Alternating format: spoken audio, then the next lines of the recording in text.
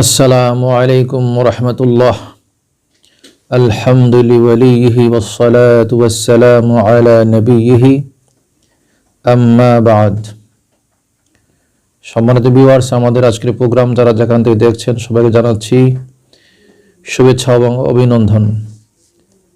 আজকে আমরা জানব একজন মুসলিম ব্যক্তি তিনি কি কোনো খ্রিস্টান মেয়েকে অথবা কোনো ইহুদি মেয়েকে বিয়ে করতে পারবেন সে সম্পর্কে। জান্নাত লোভে নয় শুধু তোমার প্রেমে, এ হৃদয় করো উত্তোলন। বাঙালি ইসলামিক টিভি। সম্মানিত ভিউয়ার্স, ইসলামী শরীয়তের সিদ্ধান্ত হচ্ছে, সে বিষয়টি ফতোয়া আলমগীরি কিতাবের 7ম খণ্ড 27 পৃষ্ঠার মধ্যে রয়েছে। ঠিক তেমনিভাবে বাহারের শরীয়তের 7ম খণ্ডে 5-6 পৃষ্ঠা, অন্য সাফায় একটু বেশ কম রয়েছে, সেখানেও আলোচনা আছে।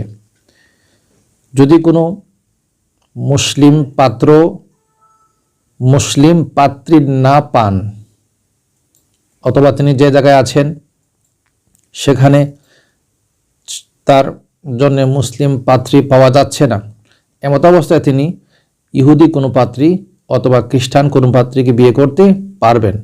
তবে তার জন্য বিয়ে না করাটাই, অর্থাৎ একজন মুসলিম পাত্রের জন্য একজন খ্রিস্টান এবং ইহুদি মেয়ে বা পাত্রী বিয়ে না করাটাই উত্তম।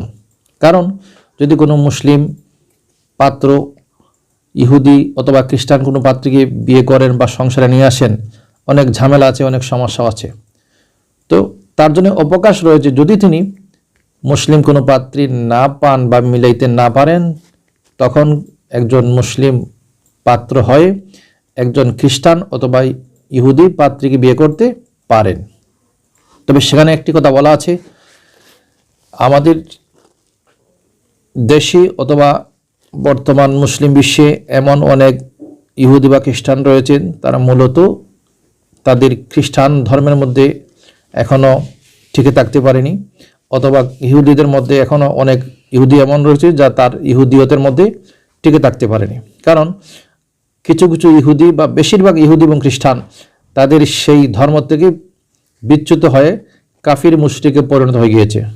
এ সম্পর্কে পবিত্র কোরআনের সূরা আল বাইয়িনার 6 নম্বর আয়াতে আল্লাহ ইরশাদ করেছেন, ইন্নাল্লাযীনা কাফারু মিন আহলিল কিতাবি ওয়াল মুশরিকিনা ফি নারি জাহান্নামা খালিদিনা ফিহা।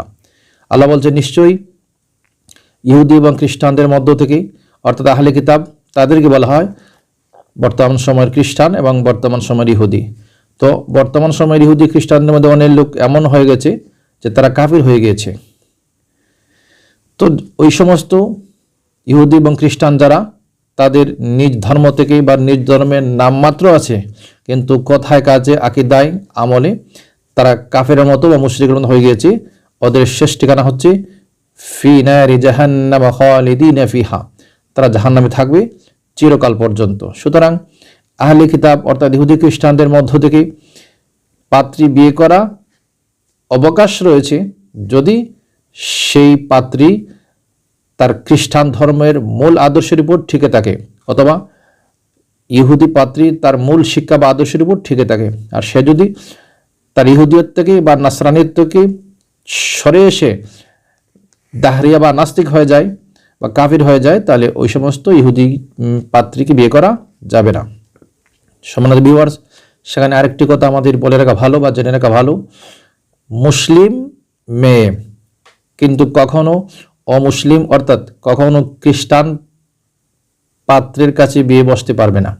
আবারও বলছি, মুসলিম মেয়ে বা মুসলিম পাত্রী কোনো খ্রিস্টান ছেলের কাছে বা কোনো ইহুদি ছেলের সাথে তার বিয়ে হবে না। শুধুমাত্র মুসলিম পাত্রের জন্যে খ্রিস্টান কিংবা ইহুদি পাত্রীর বিবাহের ক্ষেত্রে অবকাশ রয়েছে, যদি সে তার খ্রিস্টানের মূল শিক্ষায় বিদ্যমান থাকে, কিংবা ইহুদি যারা ইহুদিয়তের মধ্যে ঠিকে থাকে। অন্যথায় ইহুদি বা খ্রিস্টান মেয়েকে বিয়ে করা যাবে না, যারা শুধুমাত্র নামমাত্র ইহুদি বা খ্রিস্টান। সম্মানিত ভিউয়ার্স, আজ এ পর্যন্তই। সবাই ভালো থাকুন, সুস্থ থাকুন। আসসালামু আলাইকুম ওয়া রাহমাতুল্লাহ।